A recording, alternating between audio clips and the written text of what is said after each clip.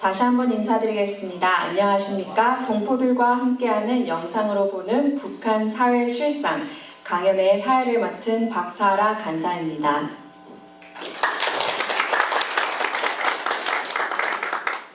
다시 한번 바쁜 주말 이렇게 자리해 주신 한 분 한 분께 감사드리고요. 정말 저희가 좋은 강연자분을 한국에서 모신 만큼 한 분 한 분께서 정말 좋은 내용 얻어서 돌아가시고 또 자문위원님들로서의 역할을 해주시기를 부탁드리겠습니다.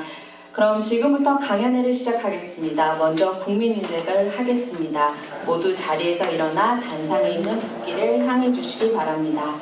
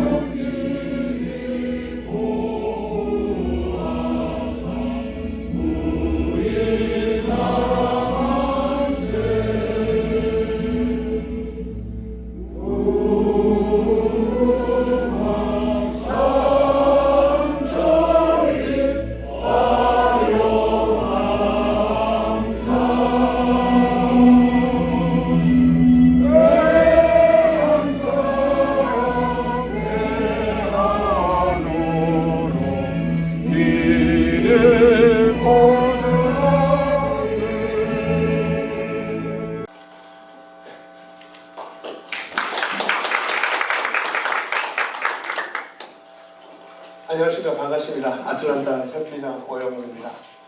오늘 멀리 서울에서 우리 강동환 교수님께서 우리 아틀란타 자문위원과 그리고 동포들을 위해서 북한의 현 실정을 상세히 강연에 말씀을 드리는 먼 길을 오셨습니다.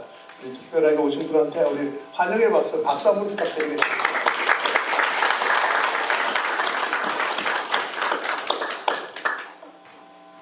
사실 협의장을 하면서 오늘 같은 날은 처음 본 것 같아요.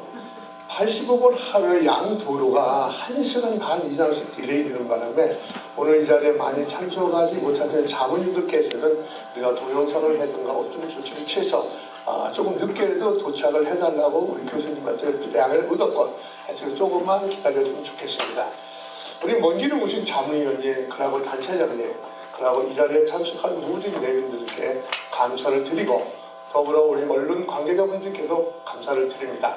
민주평통 아틀란타 협회는 정부의 통일 정책은 자유민주적 기본 질서에 입각한 평화통일, 비회, 평화, 번영의 한반도를 이루어 나가는 것이며 자유평등을 기반으로 한 평화통일이 일하는 민족적 업을 달성하기 위해 최소의 노력과 통합을 통해 새로운 역사를 만들어 나가는 길입니다. 민주평등 의장이신 대통령께서는 제1회 7월 14일 북한 이탈 시민의 날을 선포를 하였습니다. 대한민국의 국민이면 국민을 보호 국가의 가장 기본적인 책무라고 말씀도 하셨습니다. 오늘 강동환 교수님께서 북한 현 사회 실정에 대해서 강연을 하신 내용은 우리 대통령께서 말씀하신 대로 무엇을 어떻게 우리 북한의 인권을 이번에 많은 변화가 오지 않을까 하는 저의 생각입니다. 강동환 교수님께서는 22번의 저서지와 한국의 많은 단체, 평통 행사에 참여를 하시고 지금 현재 동아대학교 교수로 재직하고 계십니다. 엊그제 저하고 만나서 간단히 인사를 나눴는데 아틀란타는 인권운동 성지라는 것을 잘 알고 계십니다. 더불어 마틴 루터 킹 행사와 지미 카톤 시민단체 센터 이런 걸 많이 알고 계시면서 많은 또 아틀란타에 대해서 통일의 눈이라는 아틀란타를 다시 보다는 책을 또 발간하시려고 준비를 하고 계십니다. 사실 오늘 행사에 감사를 많이 들어보시고 다음에 또 오셔가지고 좋은 강의를 해주시길 간곡히 부탁드립니다. 잘 오셨고 반갑고 고맙습니다. 감사합니다. 정말 오래 기다리셨습니다. 저도 너무 기대가 되는 강연회여서 좀 여러분이 기다리시는 부분이 안타까웠는데요. 동포들과 함께 영상으로 보는 북한 사회의 실상을 고견을 나눠주시기 위해 멀리 한국에서 강동원 교수님을 모셨습니다. 강동원 교수님께서는 현재 통일연구원의 연구원으로 계시고 동아대학교의 정치외교학과 교수님으로 계시는 북한 전문가십니다. 특별히 북한 이탈주민 지역적응센터 부산 하나센터의 센터장을 맡고 계시고요. 통생통사 강동원 TV라는 유튜브 채널도 운영하시며 정말 다방면에서 북한 전문가로 활동하고 계십니다. 이 자리에 오실 때 큰 박수로 함께 해주시고 강연 경청해 주시면 감사하겠습니다.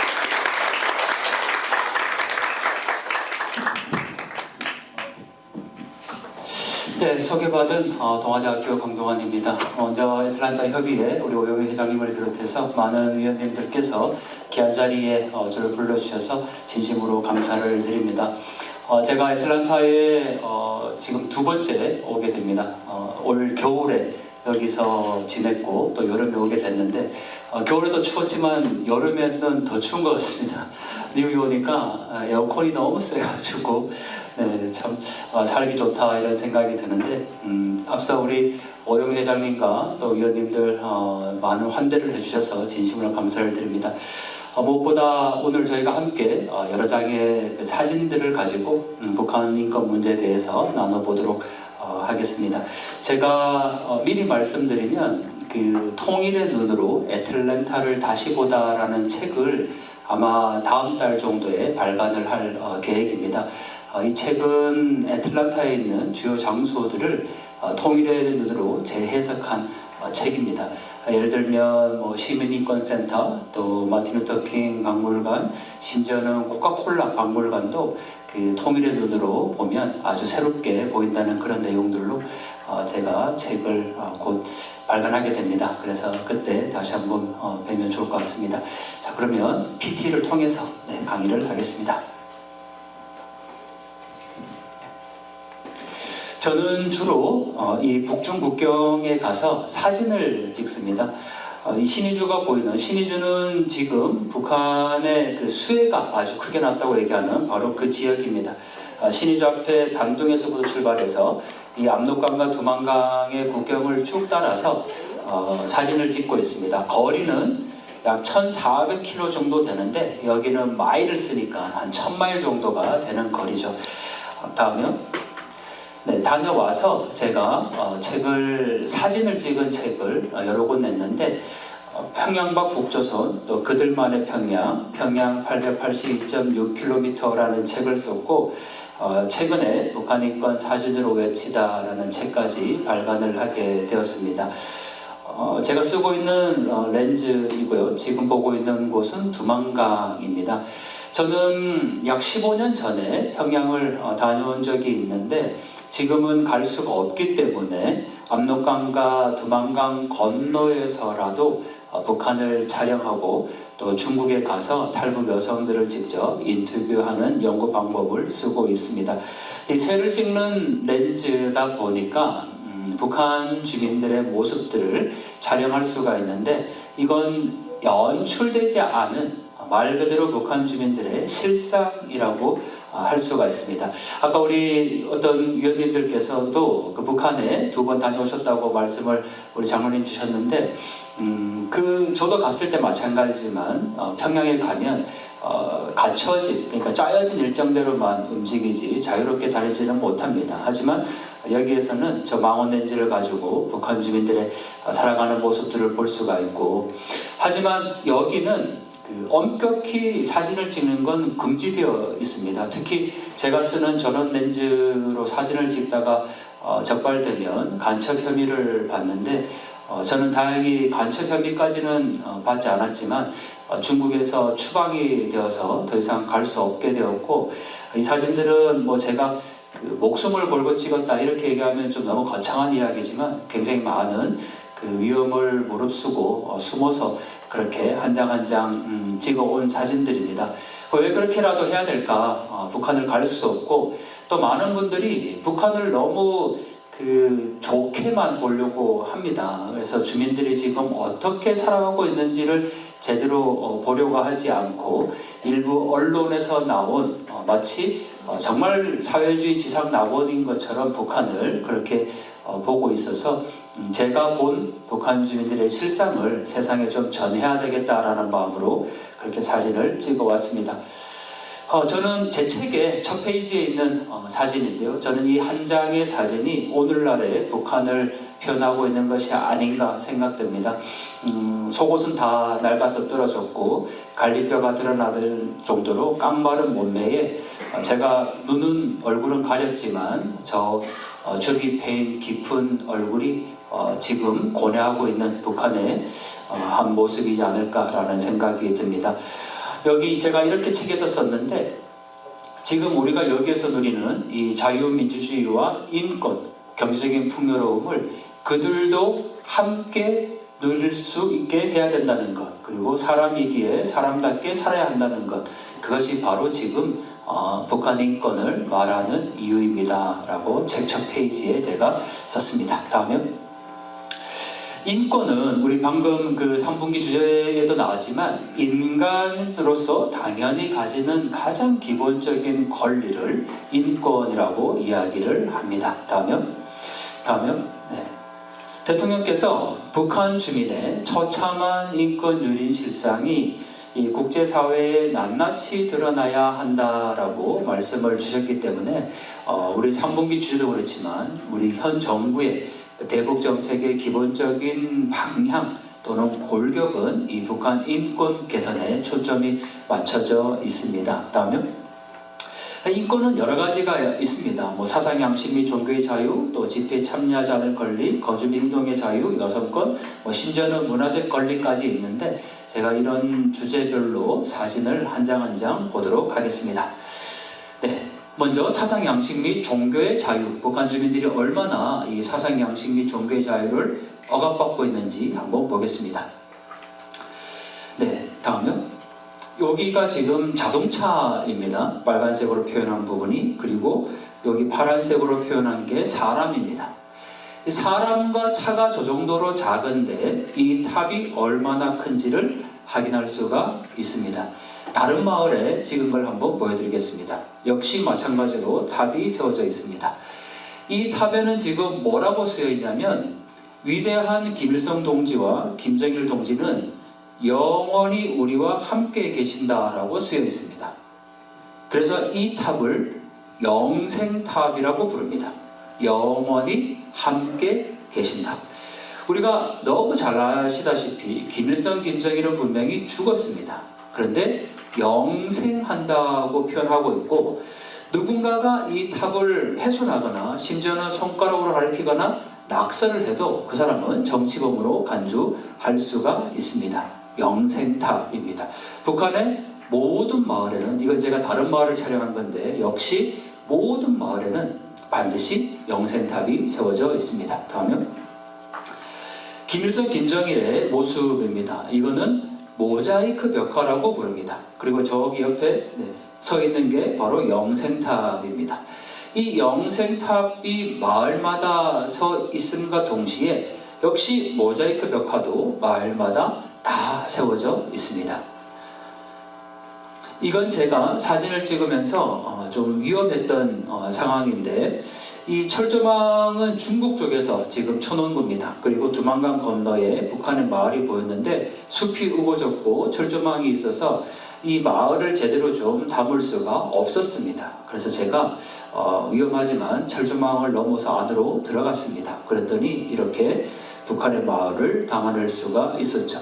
이게 전형적인 북한 농촌 마을의 구조입니다. 그런데 이 동그라미는 제가 강조를 해둔 건데 이 동그라미 안에 뭐가 있을까요? 뭘까요? 영생탑. 맞습니다. 바로 확대해 보면 영생탑과 모자이크 벽화입니다. 이 모자이크 벽화는 그림으로 그린 게 아니고 타일 조각 하나하나를 붙여서 만든 겁니다.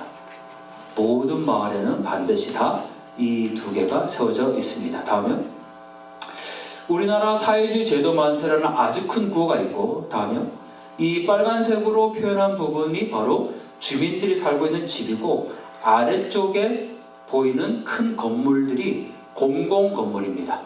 이 마을이 밤이 되면 어떻게 될까요? 밤이 되면 바로 이렇게 됩니다. 저절 한번 가주겠습니까? 여기 빨간색 친 부분이 주민들이 살고 있는 집이라는 걸 염두에 두고 보면 다음에 가운데에 주민들이 살고 있는 집에는 불이 하나도 안 들어왔고 위에 선전판과 아래쪽에 공공 건물에만 불이 들어온 것을 확인할 수가 있습니다. 다음에 낮과 밤을 비교하면 이렇습니다. 똑같은 장소에서 제가 촬영을 한 건데 낮과 밤의 모습이죠. 그런데 유독 빛나는 뭔가 조형물이 하나 보입니다. 지금 빨간색으로 제가 이제 표시를 해둔 건데 요게 제가 얘기하면 남겨주십시오. 다음에 이게 그 확대를 해보면 이렇게 보입니다. 그래서 누굴까요? 보시면 역시 김일성과 김정일의 모습이죠. 그런데 이렇게만 보면 이게 얼마나 큰지를 확인하기가 어렵습니다. 그래서 저희가 낮에 다시 한번 촬영을 해봅니다. 다음에 그러면 이렇게 보이죠. 한 번만 더 주시겠습니까? 아니요, 한 번만 더. 지금 여기가 사람입니다. 빨간색으로 표시된 여기가 사람이 이 정도 크기니까 이 모자이크 벽화가 얼마나 큰지를 확인할 수가 있죠. 이게 사람입니다. 우리 위원님들은 이 크기를 보시고도 놀라지 않으시네요. 저 정도의 크기의 모자이크 벽화가 세워져 있는데, 자 그러면 퀴즈를 하나 드려보겠습니다. 북한에 이 모자이크 벽화가 몇 개 있을까요? 마을마다 몇 개 있을까요? 수천 개, 500개, 3만 개. 정답은 알 수 없다입니다. 알 수 없다. 왜냐하면 우리 위원님 말씀처럼 마을마다 하나씩 세워져 있으니까 마을의 행정구역 수를 대충 계산하면 대략적으로 알 수가 있겠죠. 그런데 문제는 다음이요. 올해 1월 7일 날 김정은이 자신의 딸을 데리고 광천 닭공장이라는 곳을 현지 지도합니다. 이 사진을 한번 자세히 봐두시면 지금 닭공장에 간 거예요. 가서 현지 지도를 했죠. 그런데 1월 7일 날 김정은이 광천 닭공장을 갔는데 이 공장을 준공한 날, 그러니까 가동한 날이 언제냐면 다음이요. 바로 1월 13일입니다. 그런데 준공식 날 영상을 저희가 자세히 보니까 뭐가 있습니까? 다음이요. 모자이크 벽화가 세워져 있습니다. 그런데 이 사진 언제적 사진입니까? 바로 1월 7일 사진입니다. 그러면 6일 만에 이 모자이크 벽화 하나가 뚝딱 생긴 겁니다. 그런데 그걸 페인팅으로 그린 게 아니고 타일 조각 하나하나를 붙여서 만든 겁니다. 그래서 지금 북한에 이런 모자이크 벽화가 몇 개 있느냐 물어보면 알 수 없다입니다. 왜냐하면 이 모자이크 벽화가 있는 광천이라는 지역에도 당연히 마을마다 세워져 있을 거고 그 마을에 큰 공장이 이렇게 들어서면 거기에 이와 같이 모자이크 벽화를 세웁니다. 그래서 알 수 없다가 정답이죠. 지금 이 순간에도 계속 세워지고 있기 때문입니다. 다음은 자유로운이동과 거주가 허락되지 않는 곳이죠. 우리 지금 위원님들께서 트래픽 때문에 오지 못하시지만 우리가 뭐 미국은 말할 것도 없고 어디를 이동할 때 허가를 받고 다니지는 않습니다. 그걸 우리가 저주의 자유로운 이동이라고 얘기를 하는데 북한은 그렇지 않습니다. 다음요. 아까 우리가 그 3분기 영상 자료에 보면 통일부가 2024 북한 인권 보고서를 발간했다고 그랬는데 요거는 2023 보고서에 나온 이야기입니다. 작년부터 매년마다 북한 인권 보고서를 발간하고 있고 특히 올해는 그 2024 북한 인권 보고서에는 지금 보고 계시는 사진, 제가 찍은 사진 몇 장이 이 보고서에 수록이 되어 있습니다. 근데 그 증언들을 들어보면 탈북민이 이렇게 질문합니다. 요즘 북한에서 타 시도로 이동하기 위해서는 서비스차를 탄다라고 되어 있어요. 서비스차. 이 서비스차는 서비스와 자동차의 합성어입니다.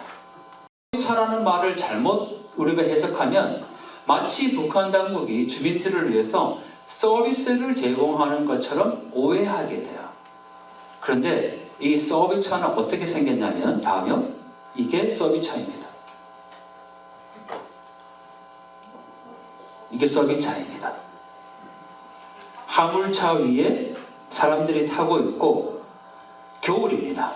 옷을 입은 거 보면 이 화물차가 단거리가 아니고 장거리, 도와 도를 이동하는 용도로 쓰이는데 개인이 돈을 내고 이 차량을 이용하는 겁니다. 그게 서비스차야. 그래서 서비스차가 결코 뭐 서비스를 하는 그런 차가 아니라는 것을 다시 한번 여기를 통해서 확인해 볼 수가 있는 부분이고요. 다음은 이 빨간색 동그라미는 제가 역시 강조를 해둔 건데 이 트럭이 가다가 멈췄습니다. 여기 지금 이 압록강변이 얼어 있는 건데 이 빨간색 동그라미는 제가 강조한 건데 뭐라는 장면일까요? 지금 맞습니다. 검문을 받고 있는 장면입니다. 이 운전수가 가다가 내려서 반드시 여기 지금 바리케이트가 서 있는데 반드시 검문소에 내려서 검문을 받아야 합니다.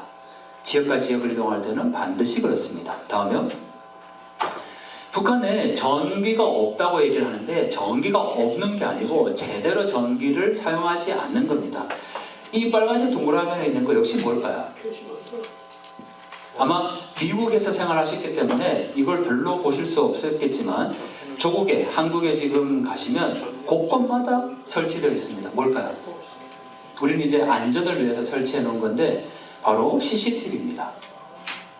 북한의 모든 길목, 초소마다 저렇게 CCTV를 설치를 해놨고 그거를 감시하는 용도로 사용을 합니다. 그러니까 전기가 부족한 게 아니고 제대로 전기를 주민들을 위해서 주지 않는다라고 봐야 되는 거죠. 다음은 여기 초소와 여기 초소 사이의 간격이 약 100m가 되지 않습니다. 그런데 제가 이 사진을 찍은 거리가 1400km, 1000마일. 1000마일을 가는 내내 저렇게 100m, 200m 간격으로 다 초소가 서 있다고 보시면 됩니다.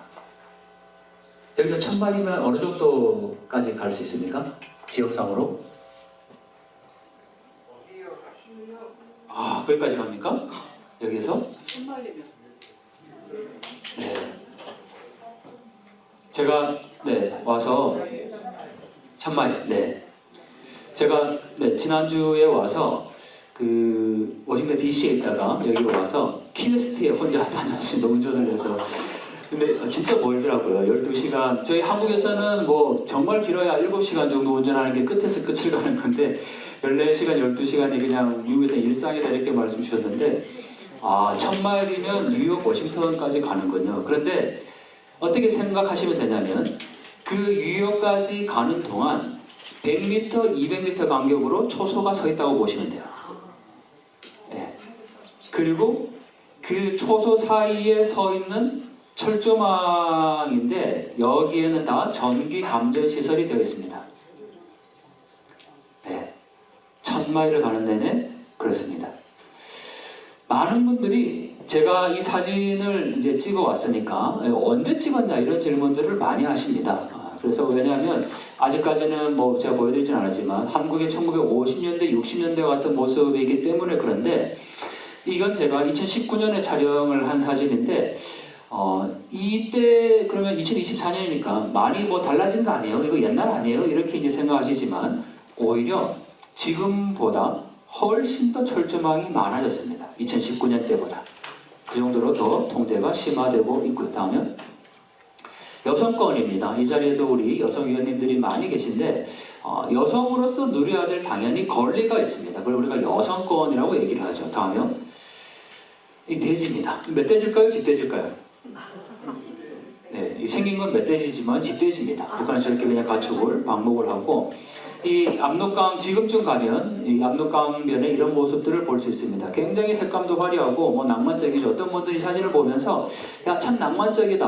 뭐 우리 한국으로 얘기하면 굉장히 복잡하고 막 바쁘게 살아가는데 얼마나 여유롭고 평화롭고 한가한 모습이냐. 뭐 정말 그 아직까지 낭만이 살아있다 이렇게도 표현하시는 분들이 계세요. 그런데 이 똑같은 장소를 제가 겨울에 촬영해 보면 어떤 모습이냐면 바로 이런 모습입니다. 한겨울에 제가 촬영을 한 겁니다. 다음은 빨래를 하고 있는 북한 주민들의 여성들의 모습이죠. 다음은 그 중에 제가 한 분을 확대를 해봤습니다. 그러면 이렇게 보입니다. 다음은 마찬가지입니다. 제가 이 사진을 촬영할 때 기온이 섭씨로 영하 30도 정도 됐습니다. 제가 그 사진을 찍다가 불편해서 장갑을 벗으면 사진 한두 건 찍기가 어렵습니다. 손가락이 떨어져 나갈 것 같습니다. 저는 개인적으로 추위를 굉장히 많이 탑니다. 그 여름에는 뭐 에어컨 선풍기 없이도 살 수 있는데 겨울은 정말 지내기 어렵죠. 추위를 많이 타서. 근데 제가 그럼 어떻게 이 추운 곳에 가서 사진을 찍을 수 있었을까? 일단 핫팩을 붙이죠. 그리고 네일을 두세 겹 껴 있습니다. 그리고 이 패딩을 입죠. 그리고 그 위에 또 롱패딩을 입습니다. 그러면 렌즈를 들면 제가 걸으면 이렇게 뒤뚱뒤뚱 거릴 정도로 몸이 옷을 많이 입습니다. 그래도 춥습니다. 그런데 이 여성이 지금 겨우 저런 복장으로 영하 30도에서 빨래를 하고 있는 모습이죠. 이게 빨래도 그렇지만 이 말릴 것이 어떻게 이제 말릴 것인가도 문제입니다. 제가 중학교 가서 강의를 했는데 중학생이 질문을 합니다. 선생님, 집에 세탁기 건조기 있는데 왜 굳이 강변 가서 빨래해야 됩니다? 이렇게 질문해요. 뭐라고 답변을 해야 될지를 모르겠어요. 그러니까 우리가 당연하게 생각하고 있는, 그러니까 당연하게 누리는 것들이 결코 북한에서는 당연한 게 아니라는 사실인 거죠. 다음은 군인들도 예외는 아닙니다. 이 군인들입니다. 지금 한겨울에 이 군인들이 물을 떠가고 있는 장면입니다. 뭐 북한의 군대는 다를 거라 생각하지만 전혀 그렇지 않습니다. 동일하게 물을 떠가는 장면이고요. 다음은 여기가 지금 마을이고 이게 빨간색 동그라미는 제가 강조를 해둔 건데 뭘까요? 빨간색 동그라미한테 수도 뭘까요? 초소. 참고로 계집은 절대 아닙니다. 많은 분들이 계집, 창고 막 이렇게 말씀하시는데 아니에요. 냉동고도 말씀 많이 하세요. 네, 아니에요. 네, 뭘까요? 힌트를 드리면 남한에서 태어나신 분들은 이걸 약수터라고 표현해요. 정답은 바로 우물입니다. 저들로 한번 가시겠습니까? 제가 여기만 잘라서 확대를 해보겠습니다. 그러면 다음은 이렇게 보입니다. 우물입니다. 이게 1960년대, 70년대가 아니고 불과 몇 년 전에 제가 촬영을 한 겁니다.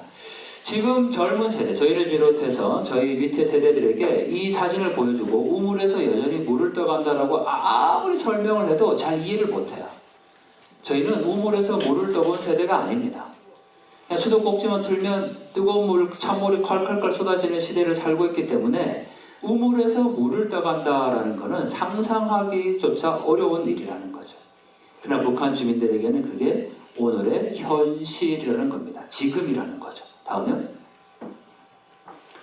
북중 국경에 가면 이런 표지판을 볼 수 있습니다.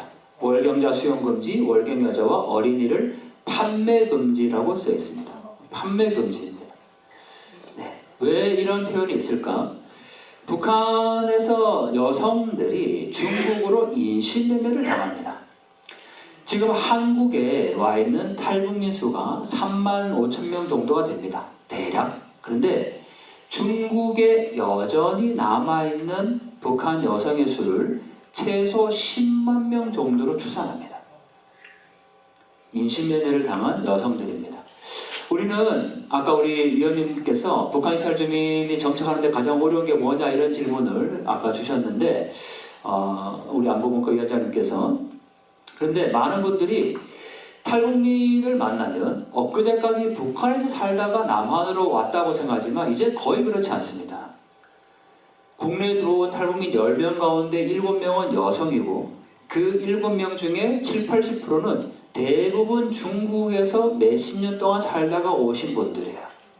그래서 그들에 대한 접근이 북한에서 적체사상을 빼고 빨리 남한사에 적응해야 된다 이런 개념보다는 오히려 중국에서의 생활 그걸 이해하는 것이 그 여성을 이해하는 게 훨씬 더 빠릅니다.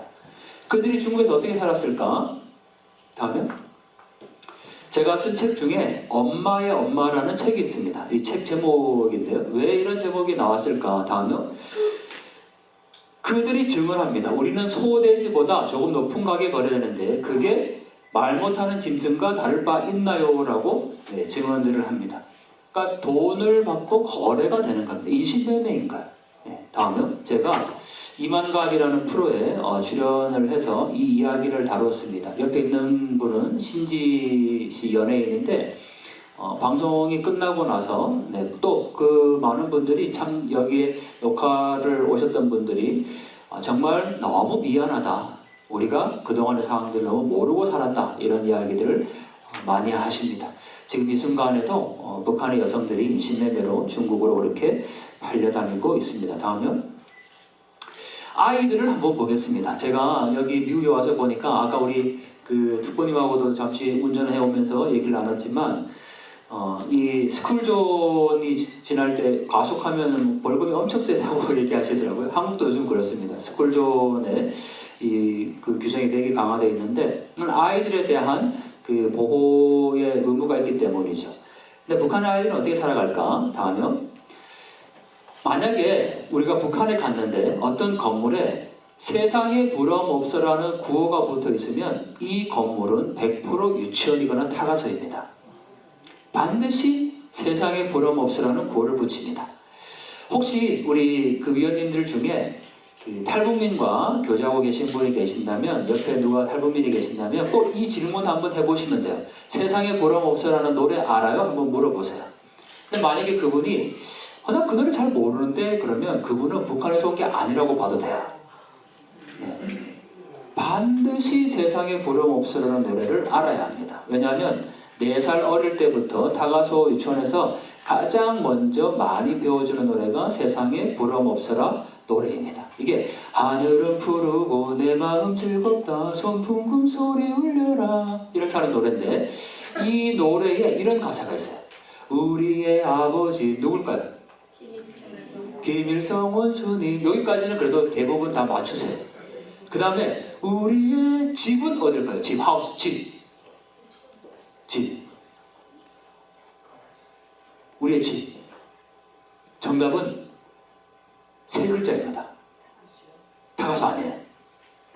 우리의 집은 바로 당의 품입니다. 당, 조선노동 당. 당의 품. 우리의 집은 당의 품. 우리는 모두 다 한영제. 세상에 부러움 없어라. 이런 노래입니다. 우리가 북한을 볼 때 이 자꾸 그 자와 우, 진보 보수를 얘기를 하는데 저는 북한의 본질을 알면 좌우를 논할 게 없습니다. 북한의 본질은 딱 하나예요. 뭐냐면 수령이라는 존재가 있어야 되고 조선노동 당이 있어야 돼요. 그리고 수령과 당이 있어야 내가 존재할 수 있어요. 그게 북한 체제의 본질이에요. 수령과 당과 대중이 하나가 될 때 내가 생명을 유지할 수 있다고 주장하는 게 북한 체제의 본질인 거죠. 그런데 결국은 수령이라는 존재는 독재일 수밖에 없습니다. 이러한 체제의 합의가 또는 합의라고 할 것도 없어요. 내 생명은 우리는 하늘로부터 인권을 받았기 때문에 나의 인권은 내 거고 내가 가장 내 중심인 거죠. 그런데 수령과 당이 있어야 그 사람이 살 수 있다고 얘기하는 체제는 이미 잘못된 체제입니다. 그거를 인정하면 자와 우를 논할 필요가 없습니다. 이게 북한 체제의 본질이에요. 수령과 당과 대중.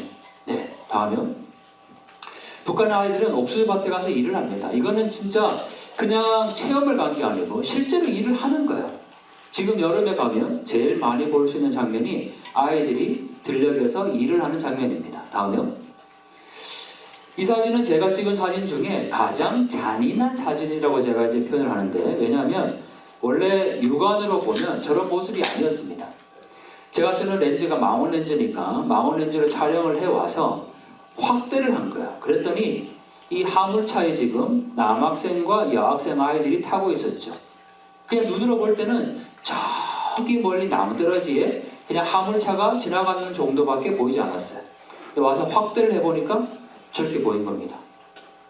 얘네들이 지금 어디를 가고 있냐면 농촌 동원을 가고 있는 거예요. 일을 하러 가는 거예요, 실제로. 체험활동이 아니에요. 미국에 와서 보니까 여름에 아이들이 캠프를 가는데 그런 개념이 아니고 실제로 일을 하러 가는 거죠. 한국도 마찬가지지만 미국에서 이런 일이 벌어졌다 어떻게 될까요?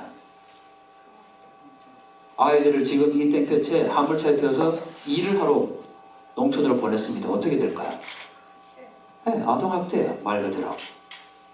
북한 인권은 다른 게 아니라 내 자녀에게, 우리의 아이들에게 해서는 안 되는 행동이라고 말한다면 북한의 아이들에게도 그렇게 해서는 안 된다고 말할 수 있어야 한다는 거예요. 저는 그게 북한 인권 활동이라고 주장을 합니다.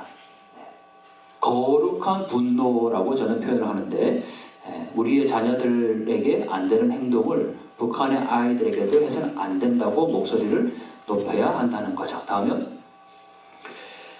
아이들입니다. 이 김일성의 동상이에요. 이 정도로 큰 동상을 세워놓고 아이들이 지금 교육을 받고 있는데, 중요한 거, 이 동상이 몇 살 때 김일성일까요?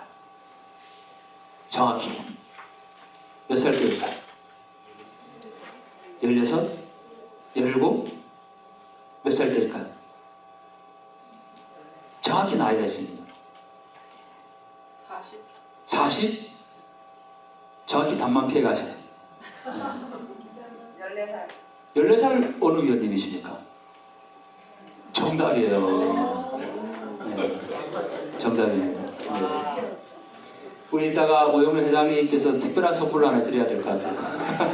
네. 네. 네.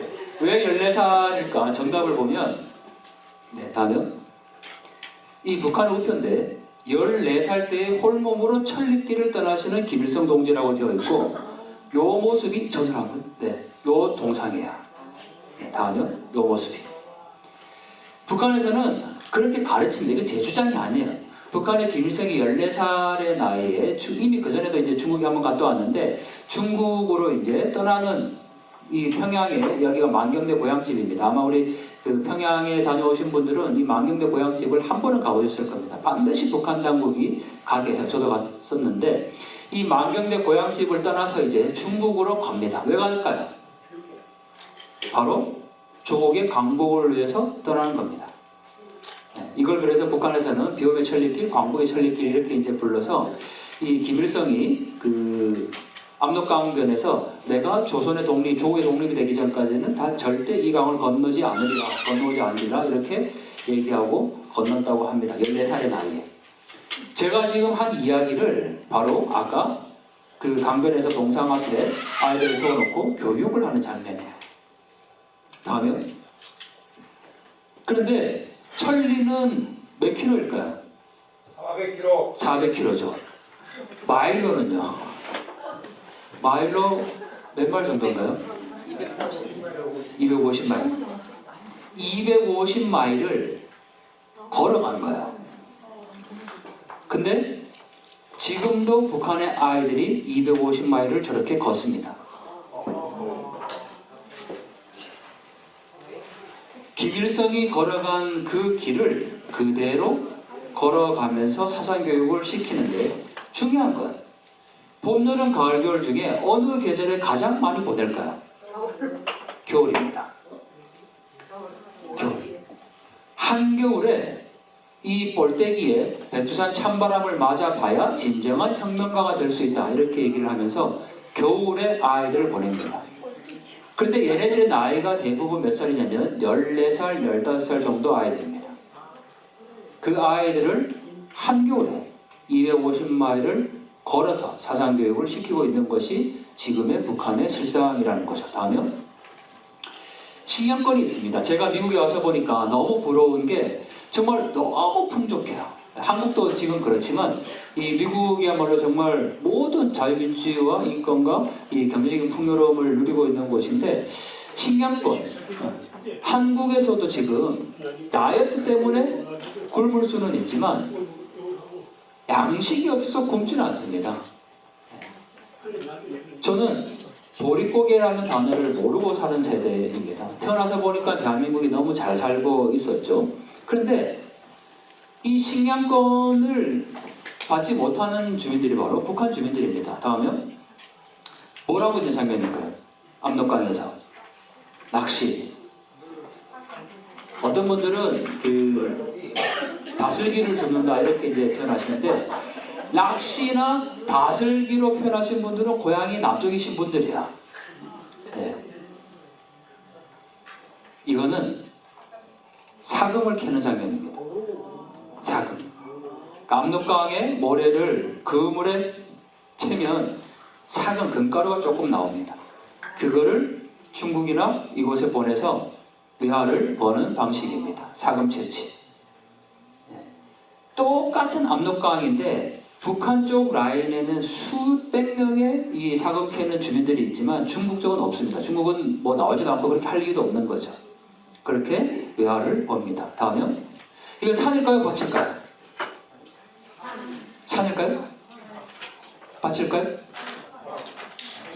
정답입니다. 네, 정답은 산에 있는 밭이 정답입니다. 네, 산에 있는 밭. 이거는 원래 산에는 뭐가 있어야 됩니까? 나무를 다 베어내고 밭을 경작한 거예요. 여기에 구역이 다 나눠져 있고 심지어 여기도 다 밭입니다. 제가 아까 1000마일이라고 말씀드렸잖아요. 1000마일을 가는 동안 보이는 건 아까 초소, 철조망, 그리고 1000마일을 가는 동안 보이는 모든 북한에 사는 대부분 다 저런 모습이라고 보시면 됩니다. 제가 저 지역만 찍어서 그런 게 아니고 1000마일을 가는 내내 북한에 사는 다 저렇게 나무가 없고 밭이 경작되어 있습니다. 황폐함 그대로인 거죠. 다음은 그 중에 다른 지역을 제가 촬영한 겁니다.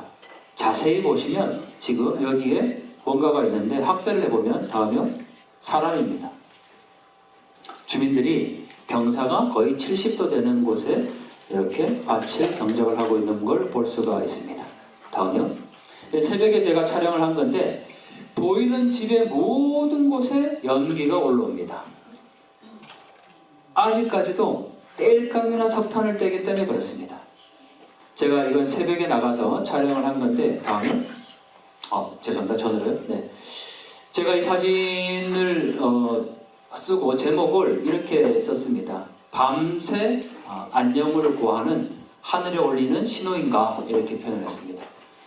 그러니까 당연히 추우면 난방을 해야 되지만 그 뗄 수 있는 땔감과 석탄이 부족하기 때문에 새벽에 겨우 조금 떼고 아침 그 밥 지을 수 있는 정도로 하기 때문에 연기가 새벽에 저렇게 올라오는 걸 볼 수가 있습니다.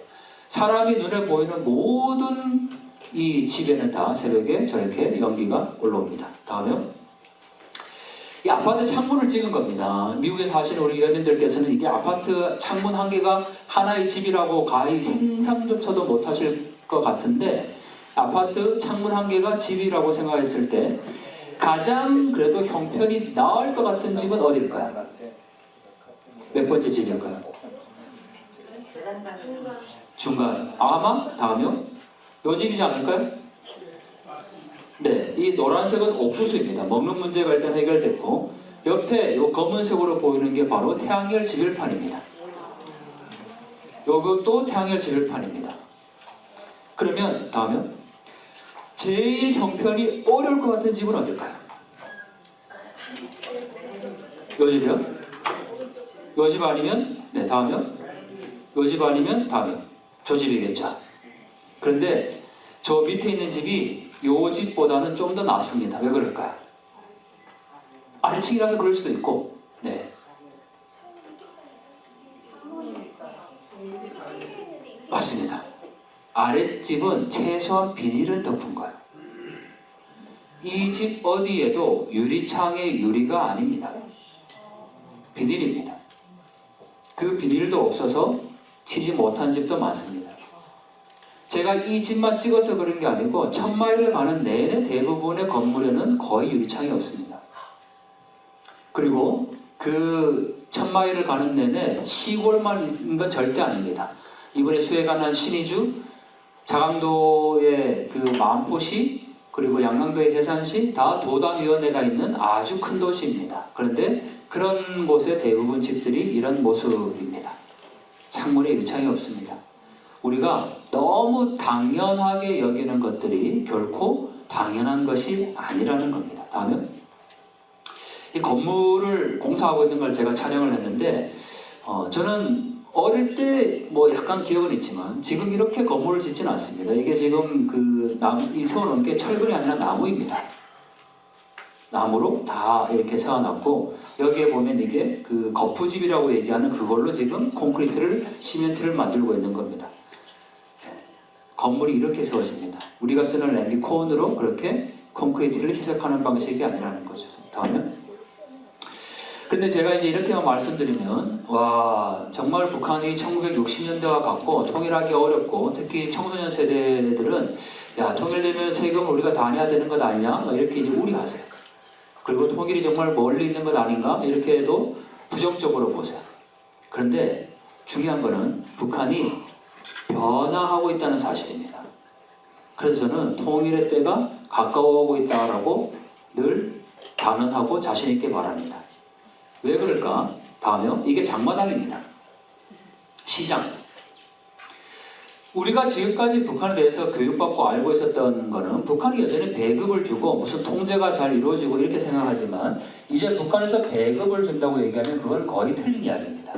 북한 주민들은 무상으로 배급을 받아서 살아가고 있는 시대가 아닙니다. 이미 배급은 미공급 세대라고 해서 1990년대 말에 이 고난인군 때 이미 끊겼습니다. 그리고 그때 30만에서 300만의 사람이 아사하죠. 그 이후에 북한 주민들은 나를 먹여 살리는 것은 당이 아니라 나 자신이라는 생각을 하게 됐고 그 장마당을 통해서 먹는 문제를 해결합니다. 그런데 이게 장마당인데 다음에요. 제가 이 동그라미 친 부분만 한번 확대를 해보겠습니다. 지금 이 부분인데 자 그러면 이렇게 보입니다. 뭘 팔까요? 시장에서 수박도 있고 사과도 있고 무도 보이고 토마토도 보이고 파도 보입니다. 그런데 여기에서 제일 중요한 거는 바로 저울입니다. 전자저울. 여기도 있고 여기도 있습니다. 저울이 있다라는 거는 정확하게 무게를 따라서 가격이 형성된다는 거야. 우리는 자본주의의 가장 기본이 수요와 공급이죠. 물건이 시장에 많으면 가격은 내려갈 수밖에 없습니다. 중국 쪽에서 물건이 많이 들어오면 장마당 가격은 내려가게 되는 거죠. 저희가 북한을 연구하면서 아침에 가장 먼저 주목하는 게 바로 북한 시장의 쌀 가격 동향입니다. 그걸 제일 먼저 체크를 합니다. 이러한 자본주의의 시스템이 북한 내부에 지금 확산이 되고 있는데 더 중요한 거는 여기에서 이런 농산물 먹는 문제뿐만 아니고 남한의 영상물을 볼 수 있는 장비나 USB가 거래된다는 사실이고 그게 훨씬 비싼 가격에 팔리고 있다는 겁니다. 그리고 한국 제품도 역시 팔리고 있다는 겁니다. 그러니까 북한이 변화하고 있는 거야. 주민들의 힘에 의해서. 저는 많은 분들이 이런 질문을 하세요. 통일이 언제 될 것이냐, 통일이 어떻게 될 것이냐 이런 질문들을 하시는데 저는 김정은과 한국의 대통령이 손잡고 협의해서 통일이 될 거라고 생각하지 않습니다. 왜냐하면 김정은은 자신의 체제를 절대 내려놓으려고 하지 않겠죠. 그러면 대안은 결국 북한 주민의 힘을 키워서 그들이 변화의 동력으로 작동이 돼야 된다는 겁니다. 그 변화의 중심에 바로 장마당이 있는 거예요. 다음은 제가 개인적으로 유튜브를 하는데 강동원 TV입니다. 네. 그리고 통생통사인데 무슨 뜻인지 아십니까? 통생통사? 맞아요. 폼생폼사가 있으니까 폼에 살고 폼에 죽으니까 이게 통일에 살고 통일에 죽는다 이런 의미로 해석하는데 정답 아닙니다. 그 뜻 아니고 이게 통일만 생각하고 통일을 사랑한다 이런 의미로 통생통사입니다. 그래서 이거 없이 그냥 강동원 TV만 검색하셔도 나오는데 제가 지금 말씀드린 내용은 사진입니다. 사진은 정지된 화면이죠. 그래서 많은 분들이 저한테 제가 사진을 의도적으로 왜곡해서 보여주고 있는 것 아니냐 이렇게도 또 많이들 말씀하세요. 그러니까 아무리 실상을 얘기를 해도 북한에 대해서 좋게 보려고 하는 사람들은 그냥 그 사진조차도 믿으려 하지 않아요. 그래서 제가 이 유튜브를 통해서 영상을 다 공개를 해놨습니다. 그러니까 지금 보신 모든 장면들은 다 영상이 있어요. 그래서 빨래하는 장면도 그 부분만 찍은 게 아니라 실제로 빨래하러 가고 들어가는 장면들이 다 영상이 있으니까 한번 유튜브를 통해서 확인해 주시면 감사하겠습니다. 다음요. 왜 장마당이 중요할까? 새로운 계층이 생겨나기 시작한 겁니다. 돈 주는 말 그대로 우리가 그 장사를 하기 위한 민천을 빌려주고 이 고리대금 하는 사람들을 돈주라고 얘기를 합니다. 메뚜기 상인, 이 단속을 하니까 이 자리를 옮겨 다니는 사람들, 대거리 상인은 도매 상입니다. 국중 국경에서 물건을 받아서 안쪽에 가서 팔면 훨씬 비싼 가격에 이윤을 남기게 되죠. 서비스차 아까 사람들이 타고 다녔죠. 영업을 하는 겁니다. 이런 새로운 계층들이 이제 나타나다 보니까 지역과 지역의 어떤 경계가 허물어지게 되는 거고 지역에서 이 정보가 안쪽 지역까지 북한 내부로 들어갈 수가 있다는 거죠. 그래서 우리가 이 장마당을 우리가 주목해야 되고 여기에 주목하는 게 바로 장마당 세대들입니다. 다음은 제가 쓴 책 중에 이 서해 5도에서 북한 쓰레기를 줍다라는 책이 있습니다. 이 책은 제가 그 중국에서 이제 추방이 되고 나서 어디를 가야 그러면 북한을 볼 수 있을까 고민하다가 저에게 놀라운 장소를 누가 알려주셨습니다. 바로 어디냐면 다음요. 서해 5도입니다. 인천이 여기거든요. 배를 타면 우리가 연평도 포격전이 있었던 곳이고 여기가 백령도입니다. 천안함이 비격됐던 바로 그 장소죠. 이 서해 5도 지역은 북한과 불과 뭐 4km, 10km 정도밖에 떨어져 있지 않습니다. 그래서 겨울에 바람이 불면 파도에 북한 쓰레기가 떠내려옵니다. 그래서 제가 중국에서 추방되고 나서 어디를 가야 북한을 제대로 볼 수 있을까 고민하다가 서해 5도를 갔는데 거기 해안가에서 북한 쓰레기를 찾은 겁니다. 근데 놀랍게도 제가 지금까지 준 북한 쓰레기가 5,000점이 넘습니다. 5,000개. 그러니까 지금 우리가 예를 들면 콜라 드시고 계신데 그 콜라 캔을 한 개로 본다면 5,000개의 북한 쓰레기를 주운 거예요. 그 정도로 많습니다.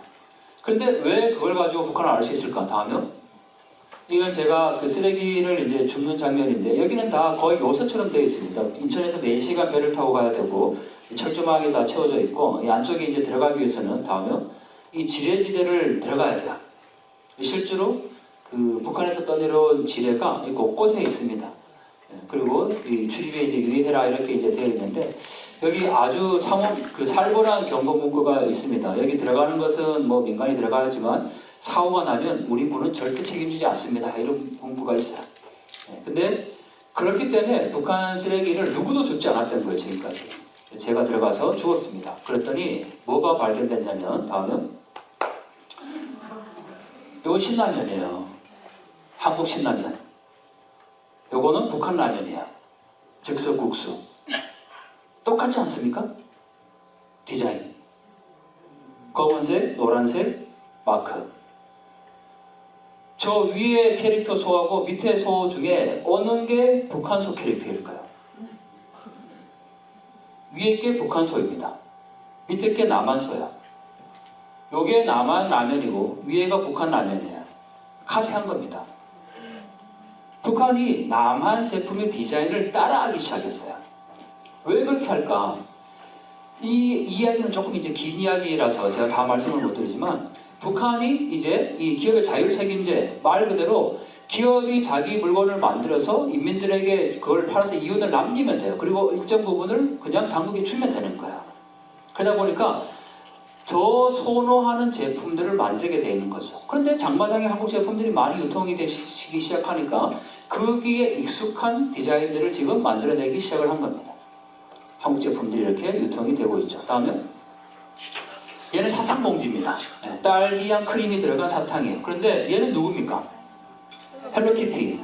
일본 캐릭터죠. 얘는 북한이 짝퉁으로 만든 거야. 헬로키티는 눈이 검정색인데 얘는 눈이 빨개요. 왜 빨갈까요?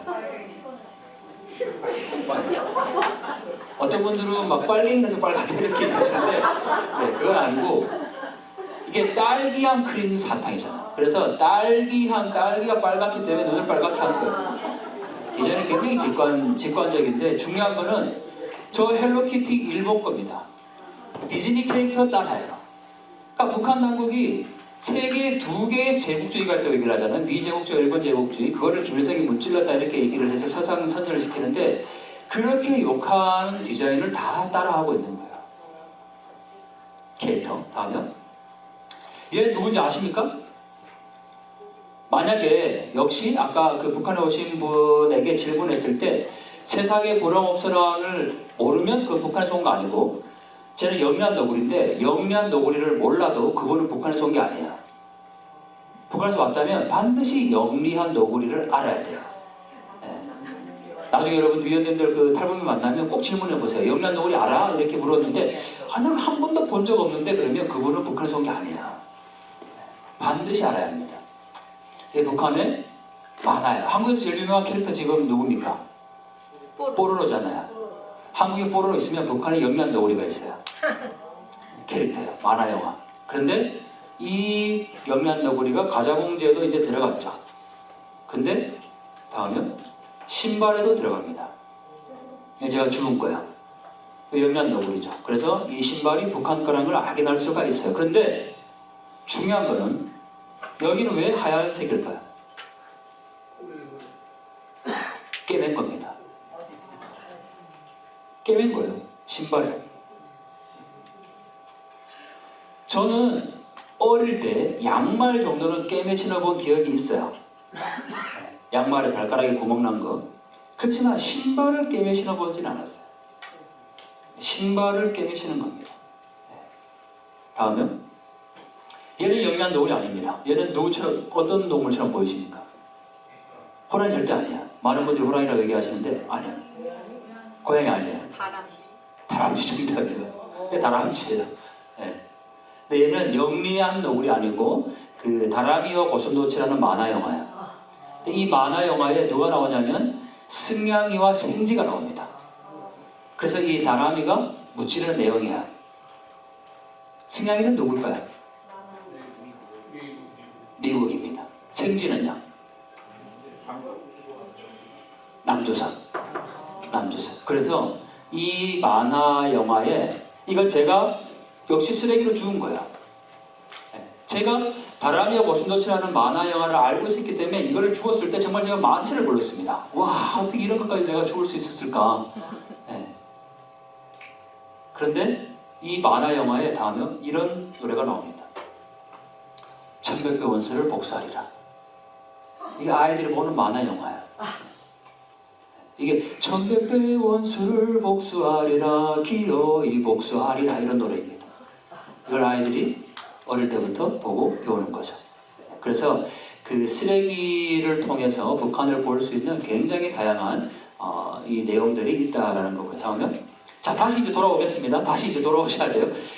자 장마당에서 제가 아까 북한의 제품을 이제 그 판다고 말씀을 드렸는데 남한의 영화나 드라마를 볼 수 있는 이게 장비들입니다.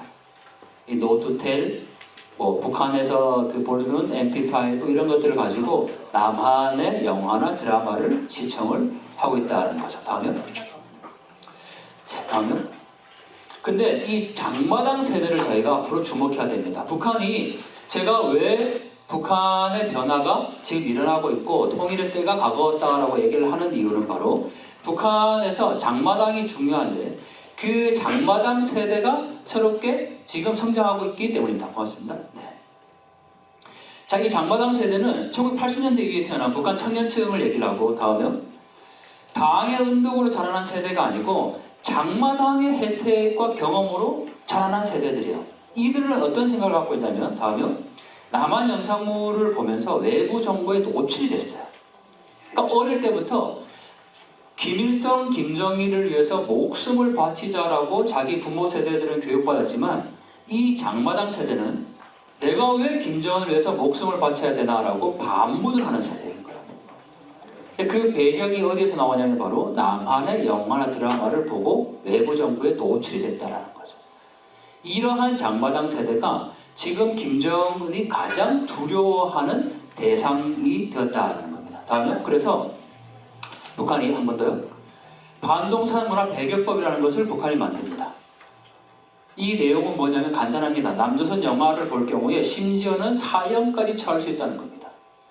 이게 2021년도에 만들어졌고 2022년에 청년교양보장법, 2023년에 평양문화보호법이 만들어집니다. 다 장마당 세대 청년들을 단속하기 위한 법령들입니다. 다음은 체제의 위험 요인이 된다는 거죠. 사상이 변질이 됐고 외부 정보가 유입되고 있습니다. 그래서 우리가 해야 될 역할이 뭔지가 이제 명확해지는 겁니다. 과거와 같이 북한에 빵 공장 세우고 옥수수 지원하고 이거는 그때 이제 된 거야. 관내연구 때 하면 됐어요. 지금은 그게 중요한 게 아니라 지금은 북한 주민들에게 어떻게 하면 정보를 들여보내서 그들이 생각을 끼워낼 수 있을까? 우리가 아까 3분기 주제가 북한의 변화 그 방안인데 바로 그걸 염두에 두고 있다는 거죠.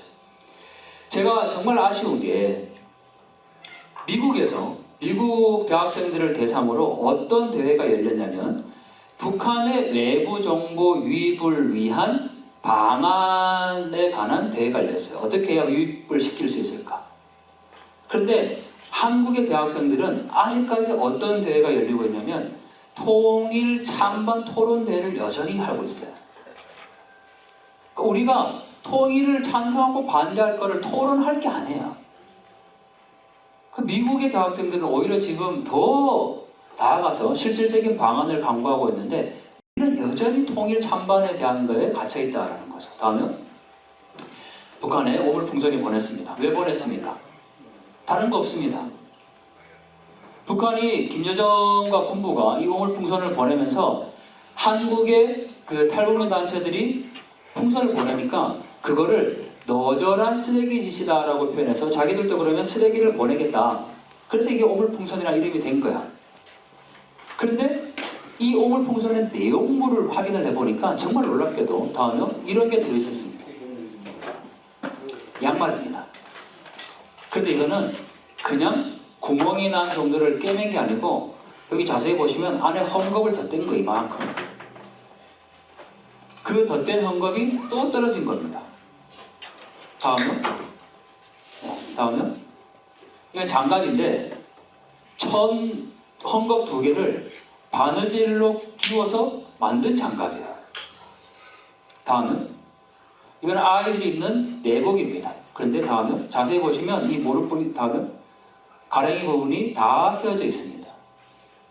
이런 게 오물풍선 안에 들어있었던 거야. 의도하지 않았겠지만 자기들은 너절한 쓰레기 짓이라고 해서 이 쓰레기를 그 안에 넣은 거겠지만 우리가 확인을 해보니까 북한 경제의 열악한 실상을 김여정이 오히려 세계에 만방에 지금 알린 거야.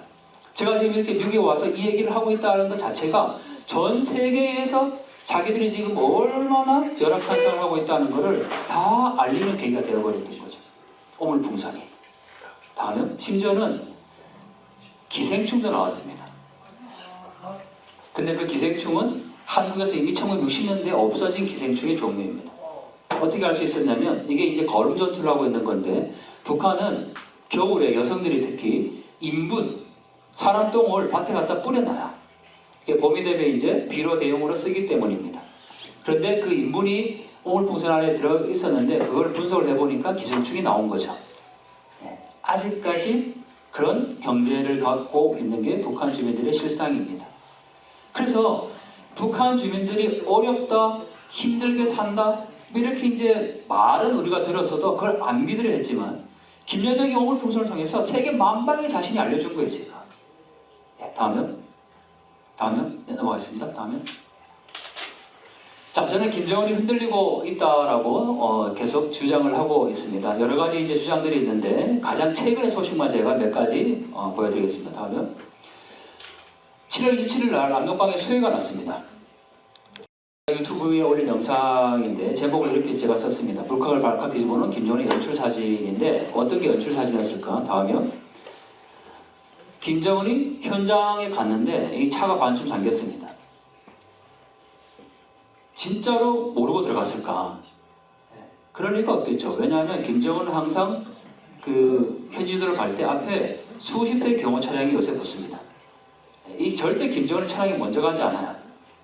이 연출된 걸로 봐야 되는 거죠. 다음에 김정은이 헬기를 띄워서 4,000명을 구조했다고 지금 계속 선전하고 있습니다. 이건 지금 그때 모습이에요. 그런데 김정은의 신발을 보면 반짝반짝 구두입니다. 정장을 입었어요. 이 모습으로 지금 현장에서 진두지휘에서 4,000명을 긴박한 순간에 구해냈다라고 지금 얘기를 하고 있다는 거죠. 거짓입니다. 선전된 거죠. 연출입니다. 다음은 보트를 탄 영상이 나왔습니다. 그런데 그 보트에 누가 탔는지 자세히 보니까 현송월이 있습니다. 이 좁은 보트에.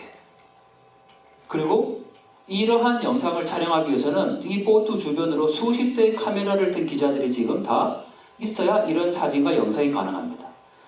수해가 나서 북한 주장대로 4,000명을 지금 구출해냈다면 구출하지 못한 사람은 더 많을 수도 있습니다.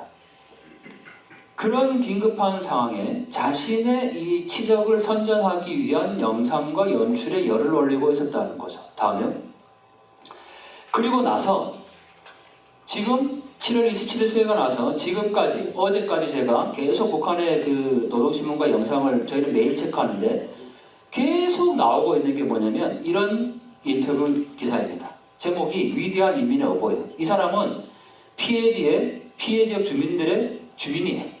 그러니까 4,000명을 헬기로 구해냈는데 그 중에 한 명이 지금 인터뷰를 하고 있는데 아버지 원수님 김정은 장군님께서 우리를 헬기를 보내주셔가지고 우리가 살 수 있었다. 이 인터뷰를 계속 하고 있어요. 그게 지금 북한의 선전 내용입니다. 제가 오늘 지금 자료에 넣지는 못했지만 어제 북한에서 무슨 일이 일어난지 아십니까? 어제. 제가 아침에 급히 넣으려다가 자료에 못 넣었지만 어제 김정은이 또 이 수해 현장을 방문합니다. 그런데 그 현장에 가서 저는 진짜 놀라운 게 제가 여기 지금 애틀란타에 와 있으면서 계속 그 유튜브에 영상을 올렸는데 제가 이것도 지적을 했고 심지어는 제가 그렇게 얘기를 했어요. 아니 4,000명을 구했으면 그 4,000명이 지금 어떻게 생활하고 있는지를 보여줘야 되는 것 아니냐 이렇게 이제 제가 유튜브에 올렸어요.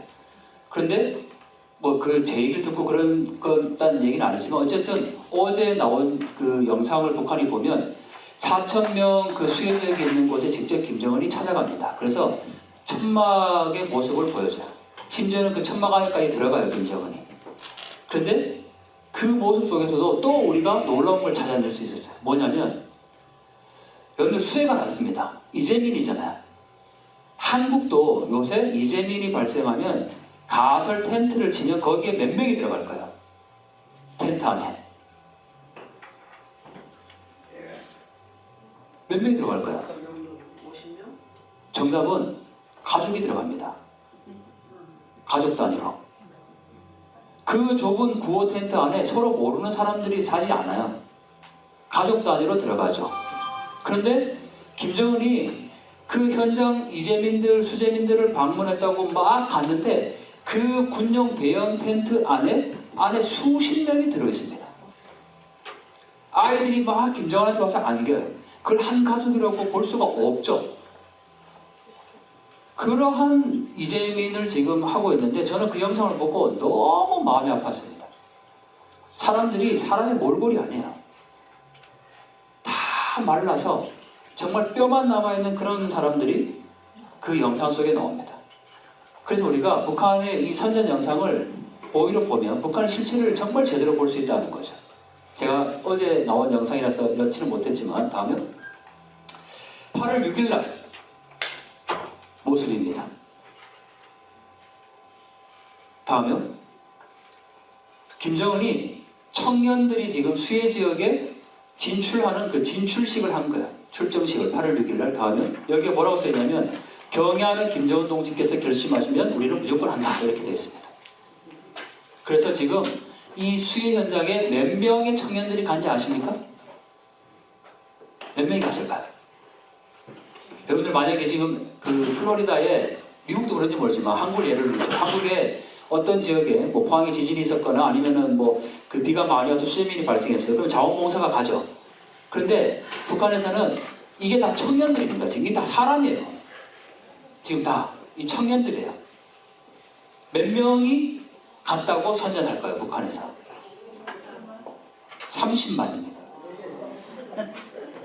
30만의 청년들이 자원을 해서 지금 수해 현장으로 달려가고 있는데 그 출정식을 8월 6일 날 한 거예요. 이게 장비가 없잖아요. 가면 맨손이에요. 청년들을 지금 이렇게 청춘들을 보내고 있는 거예요. 얼마나 안타까운 일입니까?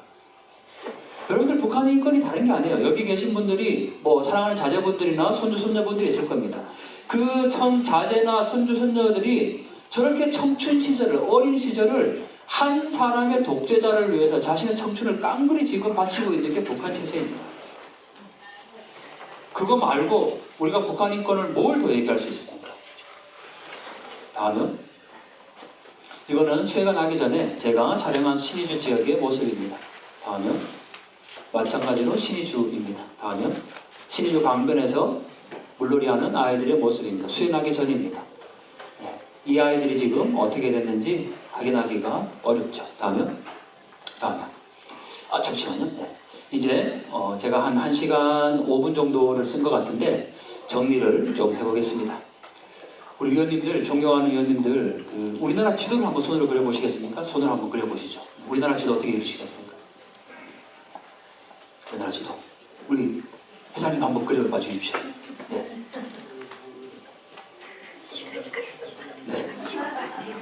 네. 결례가 안 된다면 우리 위원장님, 우리 외교협력위원장님이신가요? 네, 한번 그려봐 주시기 바랍니다. 네, 어떻게 그리시겠습니까? 네. 그렇죠. 혹시 우리 위원님들 중에 우리나라 지도를 이렇게 그리신 분 계십니까? 이렇게. 북한이 없는 남한만 있는 지도. 지금 청년 아이들에게 우리나라 지도를 그려보라 그러면 이런 지도를 그립니다. 이렇게 그리는 너무 당연한 지도가 아니고 이런 지도를 우리나라 지도라고 아이들이 그려요. 그런데 그거는 아이들이 잘못한 게 아니고 어른들이 잘못한 겁니다. 제가 이 사진을 어디서 찍었냐면 다음에 7번 국도는 휴게소 화장실에서 촬영한 사진이에요. 근데 7번 국도는 한국의 어디냐면 여기가 부산인데 부산, 울산, 포항, 영덕, 울진, 주문진, 속초, 강릉을 지나서 여기 강원도 고성까지 이르는 동해안을 따라가는 제일 아름다운 도로가 7번 국도입니다. 제가 아까 그 퀘스트까지 갔다고 그랬잖아요. 제가 A1번 도로를 타봤어요, 일부러. 네, 이 7번 국도를 생각하면서 플로리다 가장 오른쪽에 있는 해안도로를 차고 쭉 내려가봤습니다. 여기서 제가 퀴즈를 하나 드리겠습니다. 7번 국도, 그러니까 부산을 출발한 7번 국도가 종점이 어딜까요? 신주 아닙니다. 멱산 아닙니다. 아니에요. 7번 국도의 종점이야. 제가 퀘스트 가니까 미국 일본도로 0마일이라고 쓰여있는 표지판이 있더라고요. 사실 그거 보러 간 거예요. 그거 하나 때문에 14시간을. 그 0마일이라는 그 표지판 하나 일본 국도의 시작점. 한국의 일본 국도는 놀랍게도 어디냐면 목포에서 신의주까지 가는 게 일본 도로예요. 한국에. 그러면 7번 도로는 많은 분들이 여기 부산을 출발해서 이 고성이 끊겼으니까 고성이 7번 국도의 종점이라고 생각을 해요. 근데 아닙니다. 맞아요. 다음이요. 정답은 함경북도 온성군이야. 맞습니다. 네, 위원님 맞으셨습니다. 이 온성군이 어디냐면 한반도에서 가장 북쪽에 있는 도시. 그러니까 생각을 해보시면 7번 국도를 타고 부산을 타고 쭉 가면 통일이 되면 동해안 라인을 따라서 원산, 청진, 함흥을 지나서 거의 부산을 지나서 이 온성까지 가는 도로가 7번 국도예요. 그런데 그 도로상에 저들은 이렇게 북한이 없어요. 이게 우리 한국의 오늘날의 통일교육의 실정이라는 거예요.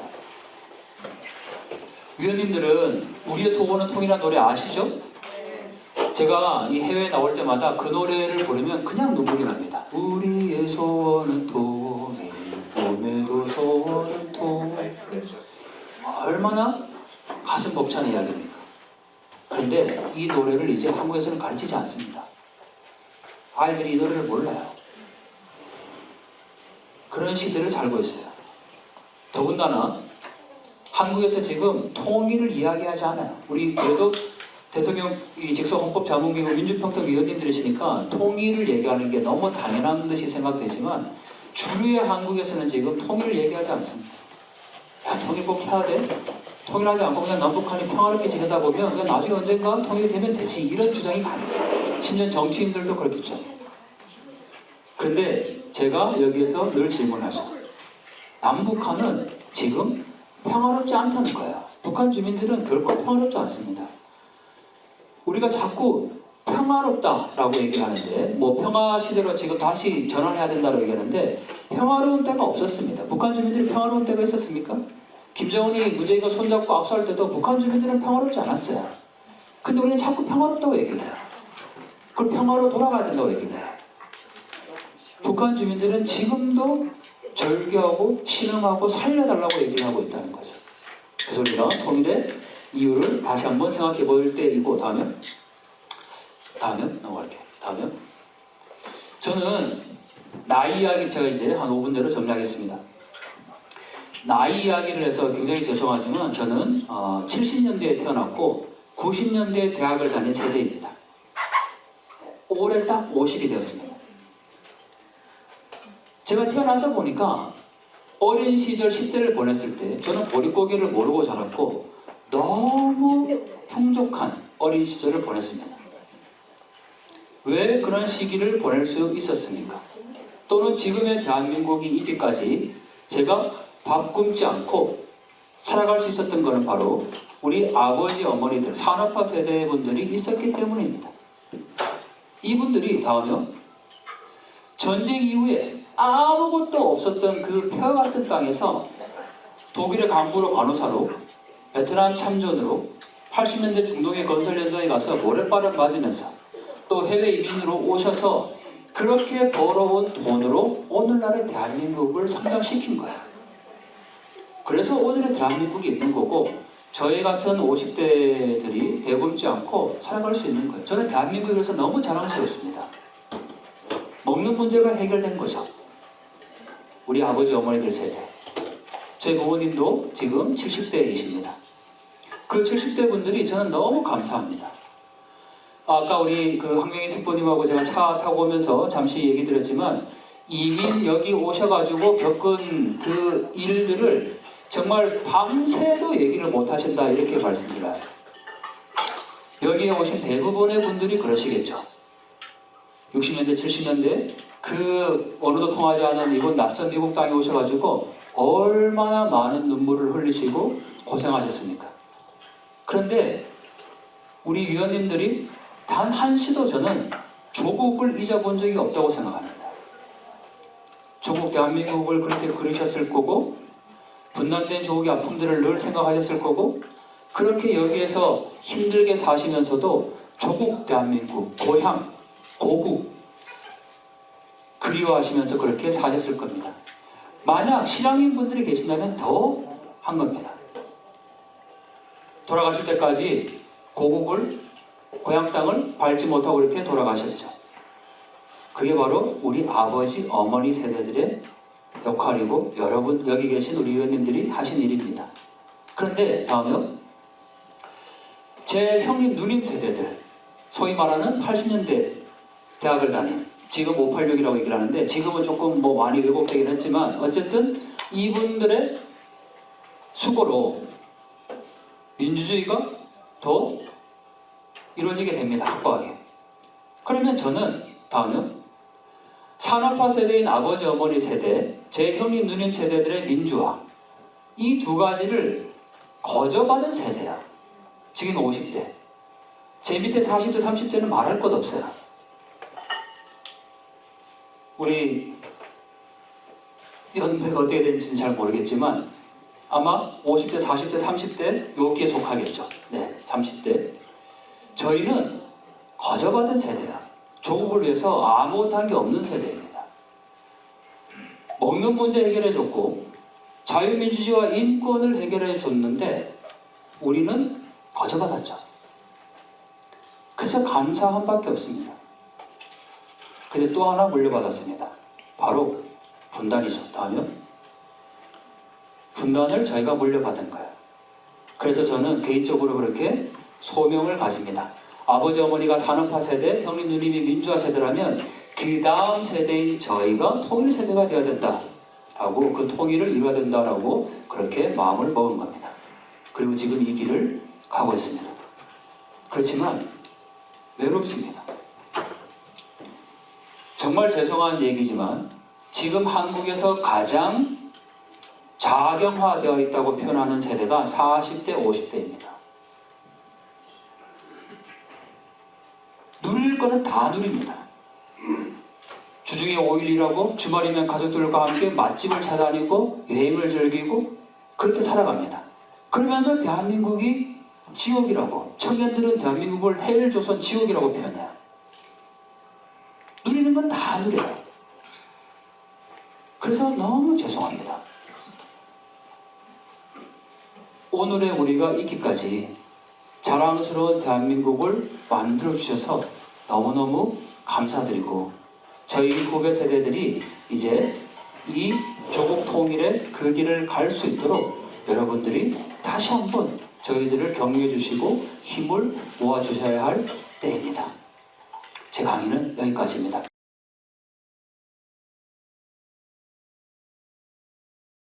하겠습니다. 평화! 통일!